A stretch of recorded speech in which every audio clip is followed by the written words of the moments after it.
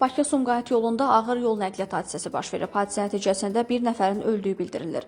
Məlumata görə Daşkəsən rayon sakini 1979-cu il təvəllüdlü Samir Əhmədoğlu Səmədovun idarə etdiyi MAN markalı 60 AC 926 dövlət nömrə nişanlı yük maşını, Lexus markalı 77 GY 211 dövlət nömrə nişanlı avtomobili və onun yanında dayanmış sürücü 1983-cü il təvəllüdlü Kamil Əlövsətoğlu Sərməsovu vurub. Nəticədə Kamil Sərməsov hadisə yerində həyatını itirib.